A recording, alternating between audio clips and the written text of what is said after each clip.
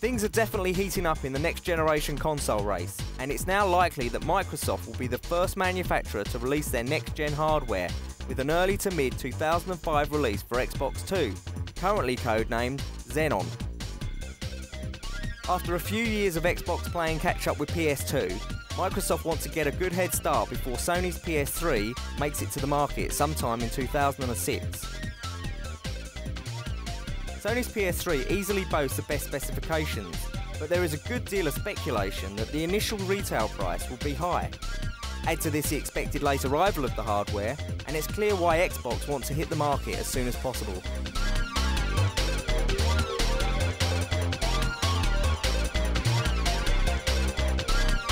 The end of 2005 is still mooted as the likely release date of Nintendo's 5th and latest console, and the Japanese company has announced that the new hardware will definitely be on show at next year's E3.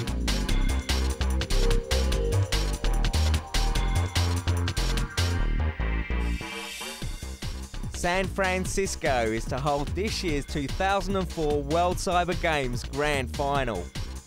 The competition will bring 700 champion gamers from 64 countries to compete for world titles and prize money worth $400,000. Launched in 2000, the World Cyber Games has grown to be the world's most popular festival for digital entertainment, and more than 1 million gamers are expected to participate in this year's online and offline events. 8 official games will be played at this year's finals, including StarCraft Brood War, Unreal Tournament 2004, Warcraft 3 The Frozen Throne, Counter-Strike Condition Zero, Need for Speed Underground, and Project Gotham Racing 2.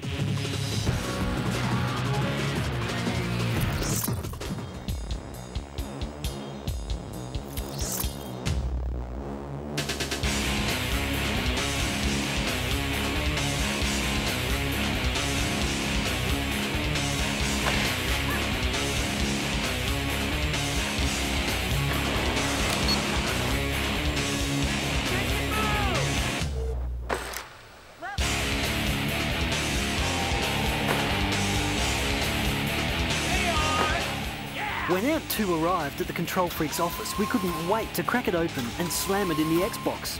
The anticipation was reaching fever pitch. Well, we couldn't wait. Like any game based on tricks and the like, it's a good idea to do the tutorials. If you can stand the cheesy voiceover guy long enough to get through them, you'll pick up vital tips to rack up the points. Try to jump from the sweet spots of at least 6 of this area's jumps. 1, 2, 3, 4. As usual, your course options are limited until you prove yourself. There are only a couple of runs to play on. Having said that, it won't take you long to meet the early challenges and open up the game.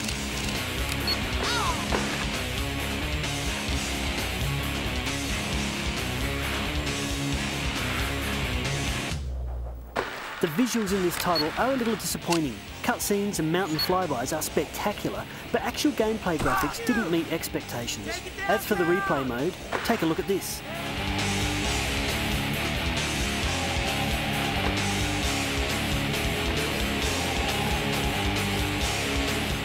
Well, we'll make no further comment.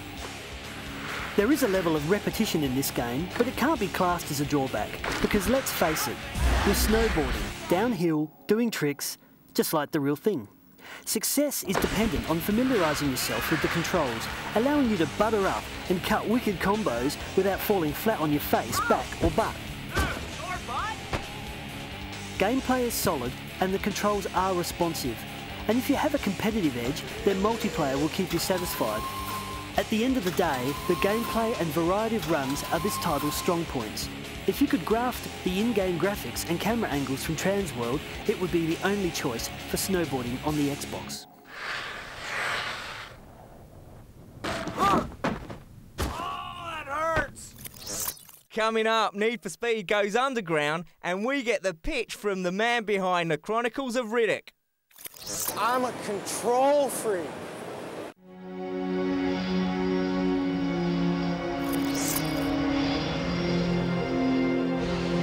Order of the Grand Council of Haven City for heinous acts and crimes against the people. You are hereby banished to the wasteland for life. May the precursors have mercy on you. Our boy here gets all mean and nasty when you piss him off. So don't piss him off. Word to the wise.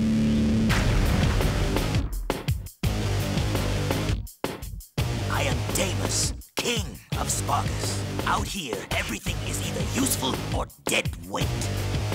Let the games begin! This is combat to the death. Let's finish this. Uh-oh. Well, if it isn't the newbies. You talking to me? Yeah, you talking to him? I smell a storm coming.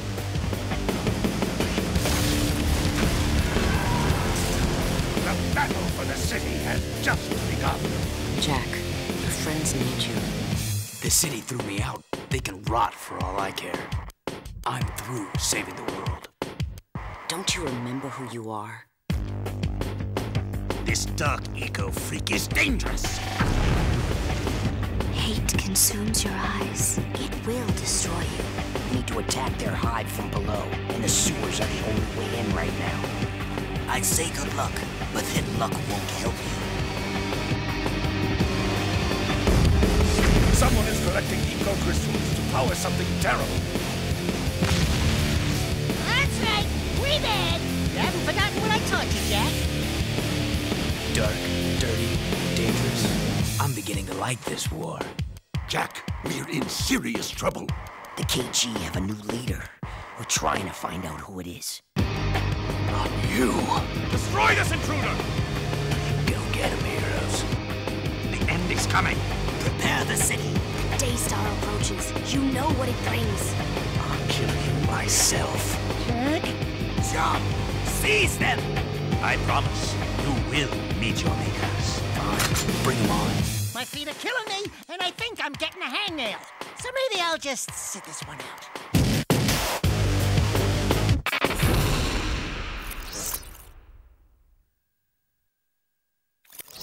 Samus hits a small screen in her quest to track down and defeat the lifeform mimicking X-Parasite in Metroid Fusion for the GPA. With classic Metroid music and effects, the sound has surprising depth and quality for a GBA game. The 2D side-scrolling graphics are reminiscent of Super Metroid for the Super Nintendo Entertainment System, only fine-tuned with lots of diversity in the level design. Samus's controls handle great, with notable improvements like the ability to hang from ledges, climb walls, and travel across overhead ladders. Although helpful for beginners, there's a bit too much assistance from the navigation computer, which takes away from the exploration factor in this reasonably short game. Linking up to the GameCube won't do much for Fusion players, but it does activate a new suit for Samus in Metroid Prime, plus unlocking the original Metroid game for use on the Cube. Another piece of the Metroid puzzle which will have you fused to your GBA. Our score for Metroid Fusion, 3.5 stars.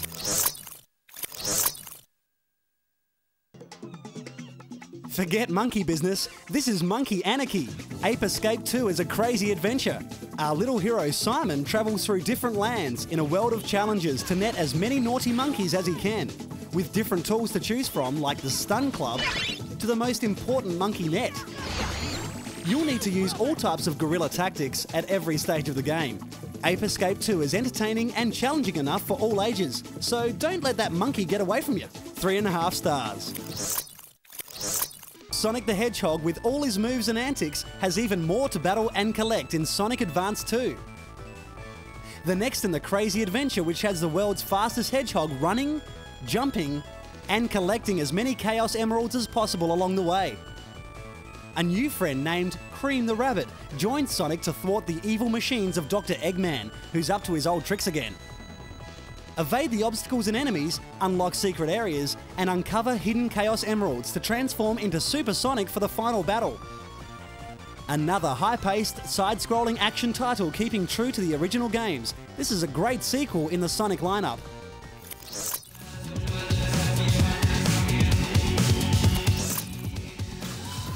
The Need for Speed franchise has been a winner for EA over the years, and the next instalment of the series, Need for Speed Underground, will not disappoint.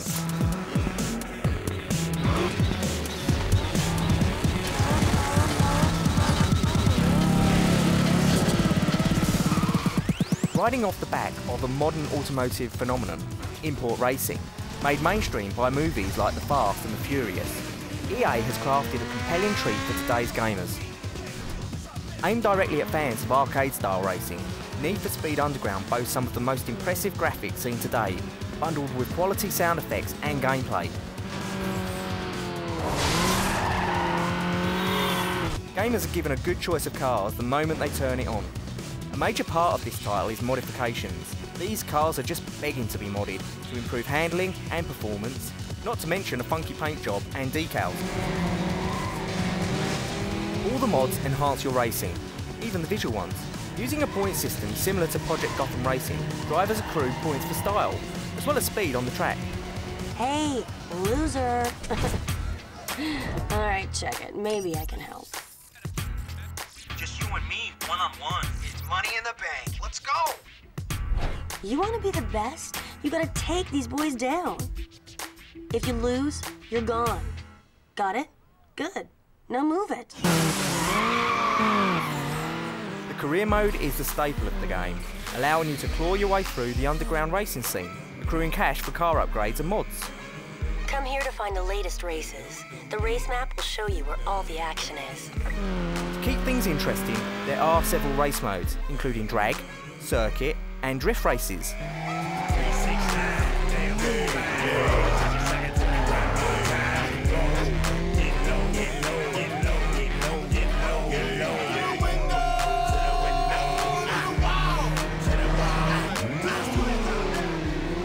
There are over 20 tracks to race, but they do look very similar. Having said that, the graphics are stunning, and although the visuals can be a little bit over the top at times, the gameplay graphical quality is surpassed only by Colin McRae 4 on the Xbox. Hey, what you think? You digging it? Then you gotta win. No racing crowd, no cool parts. The only disappointing aspects of this title is the lack of any vehicle damage. Not even a scratch.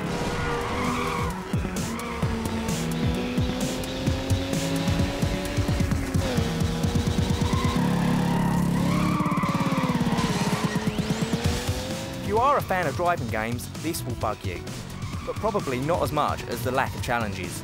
You still have to drive, and drive well, but you won't have to struggle to get enough cash for your next mod.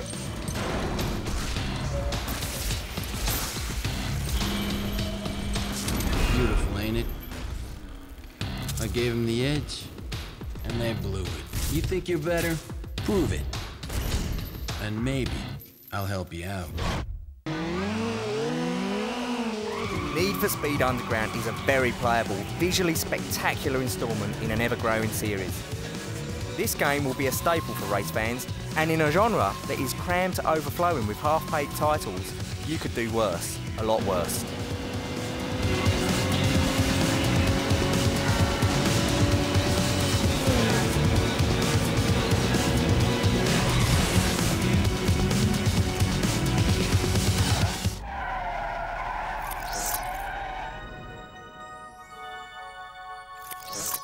In the Dragon Realms, all is not well.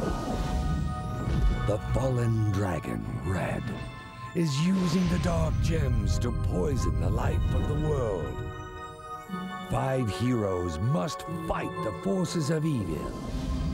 Spyro, Hunter, Sergeant Bird, Sparks, and the newest comrade, Blink. Now is the time. Let the battle commence.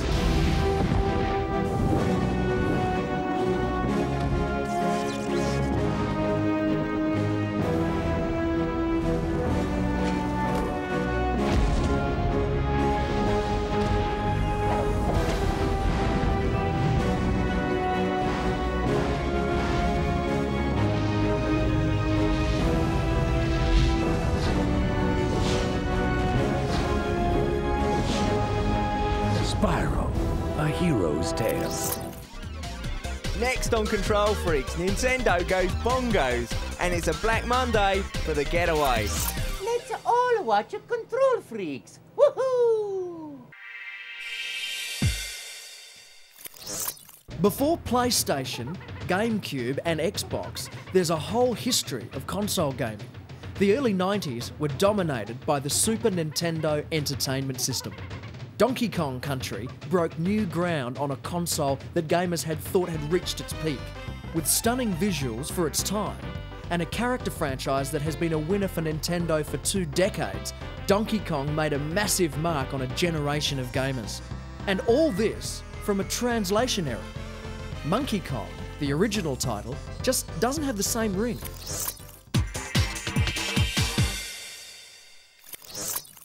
Fans of Pitch Black will recognise a new title in the lineup for 2004. Time for release with the movie, The Chronicles of Riddick: Escape from Butcher Bay, is a first-person prequel to the film.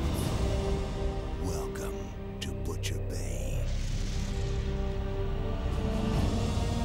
Triple Max Security Prison. Toughest slam in the universe. Impossible to escape. My name is Ian Stevens. I'm a producer for Vivendi Universal Games, working on The Chronicles of Riddick: Escape from Butcher Bay. And we're here at E3 this week, showing off the game, giving consumers and retailers and the media a chance to play it. The game's done now. It'll be on store shelves June 1st, about 2 weeks ahead of the movie, which releases June 11th. And what it is a first-person shooter for the Xbox. Pretty immersive hybrid game that involves some really unique key features. As a first-person game, we have a melee fighting system, a really simple, accessible feature. Take users like 5 seconds to figure that out. Your buddy can go to the bathroom, you can pick up the controller, and you're using a key feature. Left hooks, right hooks, uppercuts, forward lunges, and a really in-depth combo system. And then Riddick has this ability to see in the dark. So of course stealth is a big part of this game as well. Although traditionally stealth is usually about avoiding conflict and getting through areas without being seen. In The Chronicles of Riddick: Escape from Butcher Bay, stealth is more about catching guards unaware, shooting out the lights, getting a dark room where guards are afraid and looking around with flashlights. Then we have action-adventure elements which really capitalize on the amount of work that the studio put into making sure that the game was a great prequel to Pitch Black and the new film. You can interact with all these different NPCs in the world, trade cigarettes or money with them for weapons or information, take on side missions. There's a lot of character development in this universe, and there's a lot of that that's done through being able to talk to virtually anyone you see. And then of course we have an incredible action element. A lot of weapons that we're giving players to use with a lot of technology built around that to make the environment really interactive and really reactive to anything they want to shoot at. Lots of destructible entities in the environment, things you can blow up, things you can use as a gameplay mechanism, shooting down ceilings or fans in the ceiling to drop them on enemies, things like that. And of course the technology is also a big feature. At E3 for a couple of years now, people have been looking at games like Doom 3, Halo 2, Half-Life 2, and getting really excited about things like dynamic lighting and real-life physics and some of the incredible detail that can be achieved through things like normal mapping and really advanced bump mapping. And we do all of that in Riddick, and it's really obvious. All the per-pixel shading, dynamic lighting, normal mapping is used on every object and area and surface and character in the game. Real-life physics are a big part of not only the interaction but also the gameplay. And ultimately, the game is done and running at a smooth 30 frames a second. And players will be able to pick this up in a couple weeks, have it, enjoy it, not have to wait like they're going to with a lot of these other, big flashy games that are, starting to make people a little anxious. Only the one who can take out an army can break out of hell.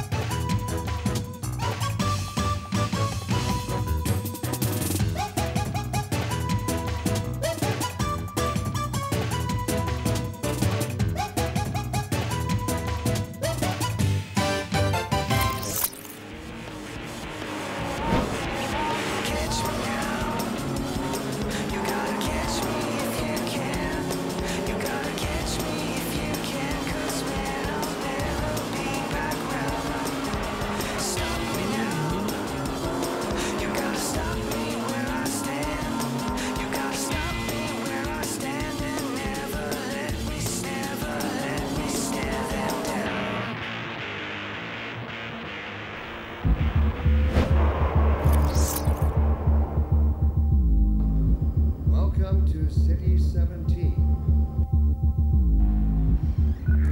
Instinct could inflict a fatal injury on our species.